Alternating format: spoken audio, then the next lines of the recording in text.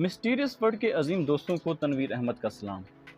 دوستو، آج کی اس ویڈیو میں ہم بات کرنے جا رہے ہیں ایک ایسی کرنسی کے بارے میں جو دیکھتے ہی دیکھتے دنیا کی نمبر 1 کرنسی بن گئی۔ جی دوستو، آج ہم بات کرنے جا رہے ہیں امریکی ڈالر کی، جو دنیا کی سب سے مضبوط ترین کرنسی بن گئی۔ یعنی کہ ایک ایسی کرنسی بن گئی جس کے ذریعے دنیا کے اندر، دنیا کے کسی بھی کونے میں آپ بیٹھ کے تجارت کر سکتے ہیں۔ جی دوستو، ایک انٹرنیشنل کرنسی ڈالر جو ہے کس طرح پوری دنیا اور پوری دنیا کے ممالک کی کرنسیوں کے اوپر ایک راج کر رہی ہے۔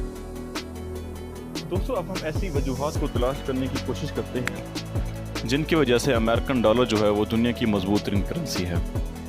تو سب سے پہلے جو ہے وہ امریکہ کی بہت بڑی معیشت جو ہے وہ ڈالر کو سہارا دیتی ہے۔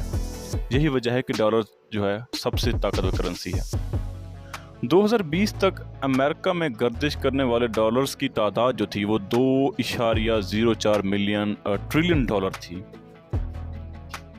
اور اس کا آدھا حصہ جو ہے وہ اس وقت پوری دنیا کے اندر جو ہے وہ گردش کر رہا ہے۔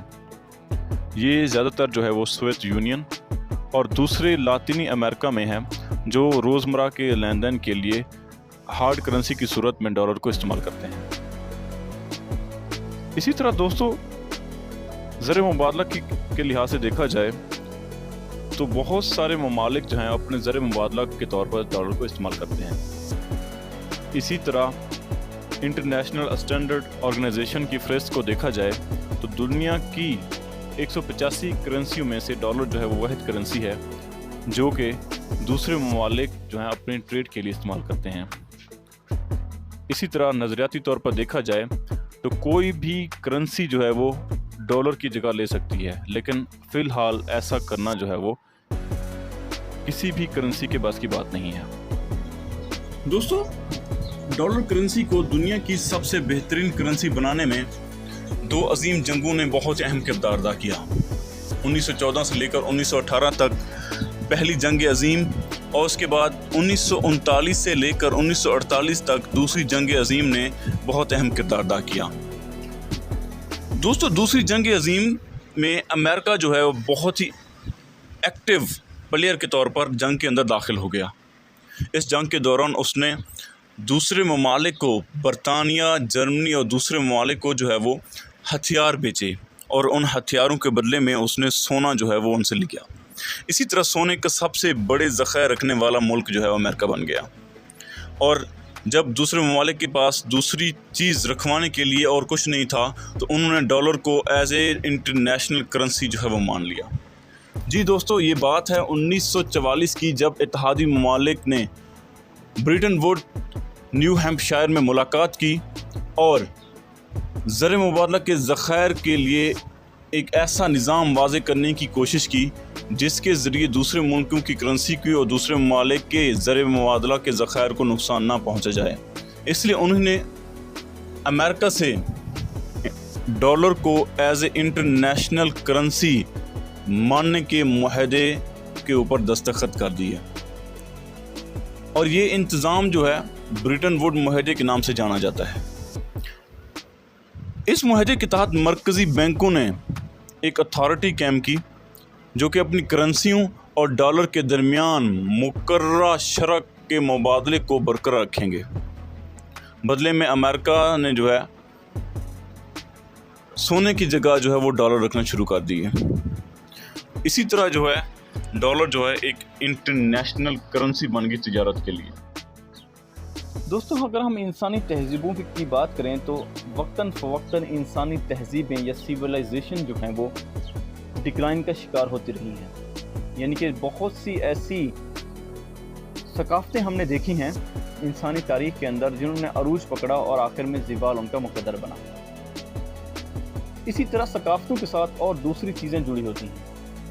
اگر ہم بات کریں کرنسی کی تو ثقافتوں کے ساتھ ساتھ کرنسیوں کو بھی عروج اور زوال حاصل ہوا۔